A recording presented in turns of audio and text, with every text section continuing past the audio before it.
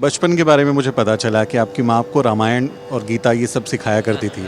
आप अपने पड़ोस में जो है दिल्ली में रामलीला में किरदार करते थे, फिर अपने जी टीवी के रामायण में राम का किरदार भी किया। तो एक यात्रा राम से शुरू होकर बुद्ध की तरफ आई। क्या कारण रहे, क्यों आप बुद्ध की तरफ बढ़े? परिवार में, मैं हिंदू परिवार में पला बड़ा और बुद्ध के बारे में पढ़ा, मुझे बहुत ज़्यादा इंस्पिरेशन मिला और मुझे लगा कि इस दुनिया में सबसे जो ज़रूरी चीज़ है वो एक अच्छा इंसान बनना है। हिंदू राष्ट्र, राम राज, तमाम तरीके की बातें हो रही हैं। भविष्य के तौर पे आप बुद्ध धर्म को और बौद्ध विरासत को क्या टकराव की तरह देखते हैं, या लगता है कि हम लोग जो हैं सौहार्द के साथ में जो खतरा मंडरा रहा है उससे निपट सकते? हमें अपना काम करना है, हम अपना काम करेंगे, चीज़ें अपने आप अच्छी होती हैं। तो कहते हैं दो लाइनें, अपनी लाइन बड़ी करनी है, दूसरी लाइन छोटी ऐसे ऑटोमेटिक हो जाएगी। नमो बुद्धाय, जय भीम। द न्यूज़ वीक की इस खास पेशकश में आपका स्वागत है। आज खास मुलाकात में हमारे साथ मशहूर कलाकार, एक्टर, अभिनेता और आजकल धम्म की प्रचार में लगे हुए गगन मलिक साहब हैं। गगन मलिक साहब, ये जो वेश है, ये इसके पीछे क्या कहानी है? क्या आपका ये अभी कहें कि अनुभव रहा है, उसके बारे में बताएं जरा। नमो बुद्धाय, जय भीम।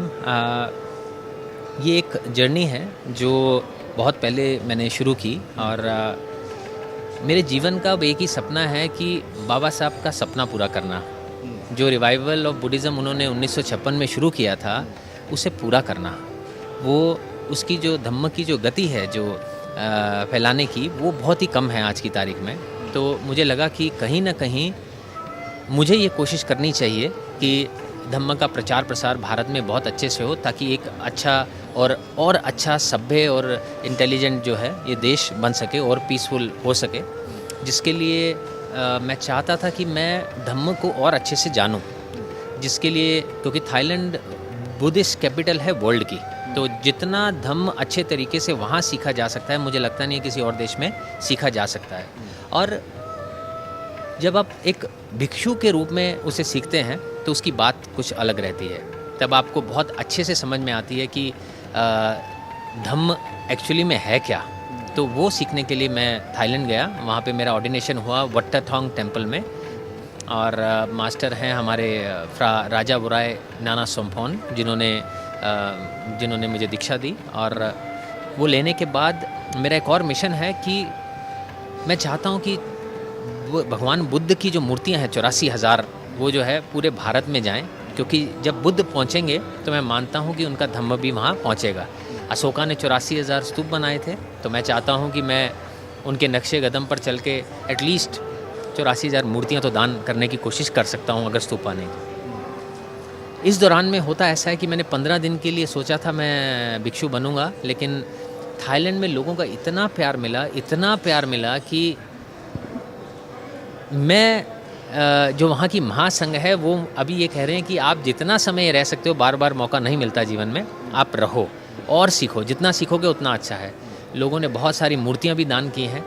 जब मैंने ये बात कही कि बाबा साहब का ये सपना है रिवाइवल ऑफ बुद्धिज़्म का, जो हमने करना है और आगे से पूरा बौद्धमय भारत करना है, तो लोगों को बहुत ज़्यादा खुशी हुई। और आप मानेंगे नहीं, बुज़ुर्ग लोग, बड़े छोटे, सब लोग अपनी शुभकामनाएँ देने, मूर्तियाँ देने, हमारा साथ देने के लिए आगे आए हैं। अब ये हमारे ऊपर निर्भर करता है, हमारे बुद्धिस्ट लोगों के ऊपर, कि हम एकता के साथ कैसे काम कर सकते हैं।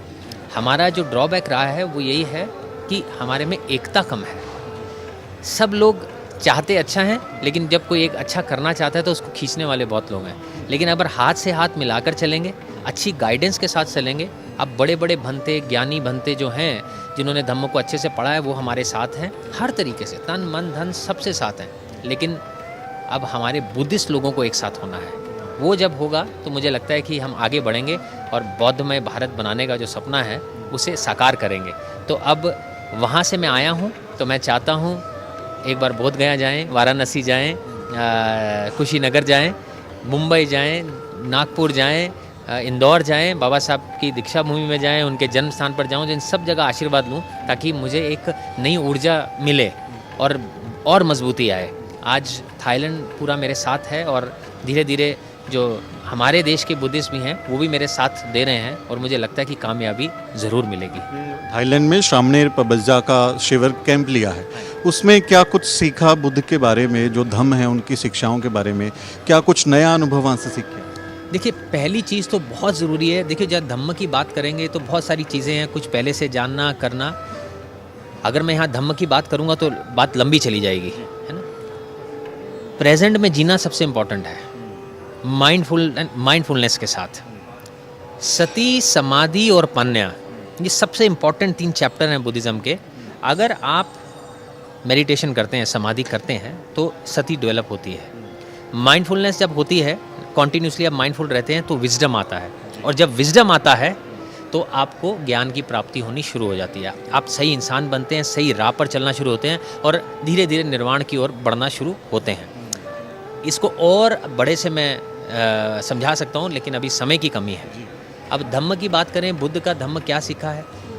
बुद्ध का धम्म तो बहुत बड़ा है, जितना मैंने आपको छोटे से इसमें बताया। इसमें बहुत सारी चीज़ें हैं, अगर हम बात करेंगे। फुर्सत से हम ये ज़रूर जानना चाहेंगे। हाँ, ये धम्म टॉक होनी बहुत ज़रूरी है।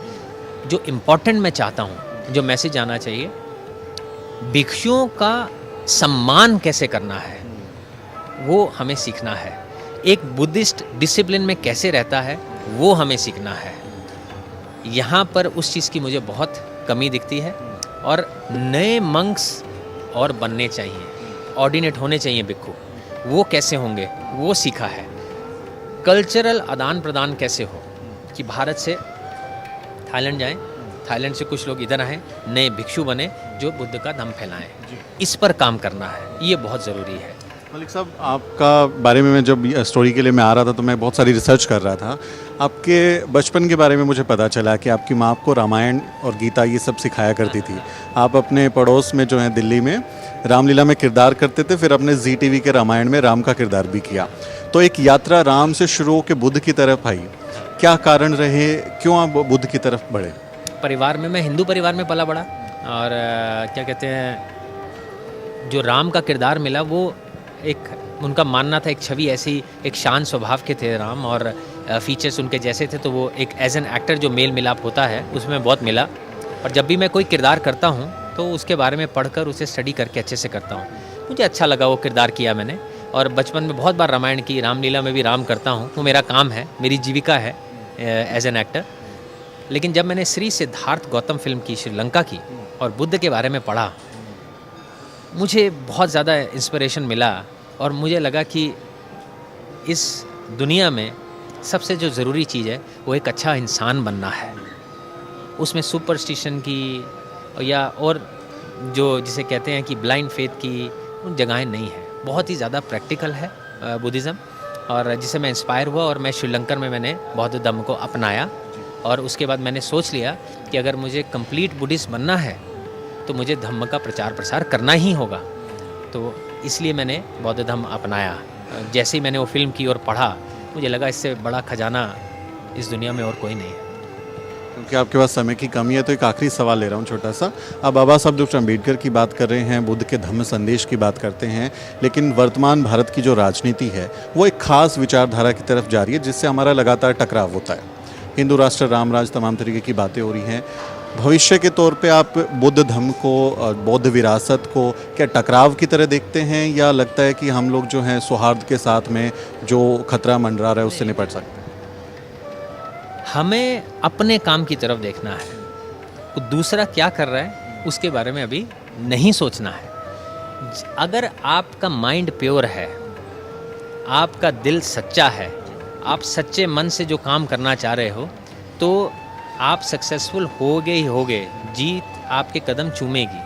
अगर हम इसमें हेट्रेड और जेलसीज में चले गए कि वो ऐसा कर रहा है तो हम ऐसा करेंगे, इसने ऐसा किया तो ऐसे किया, तो वो बुद्धिज़्म नहीं है। बुद्धिज़्म इन चीज़ों से परे होना सिखाता है। हम बुद्ध के धम्म की बात करेंगे और बाकी जो है राष्ट्र पर छोड़ेंगे कि उनको शांति का मार्ग कौन सा दिखता है।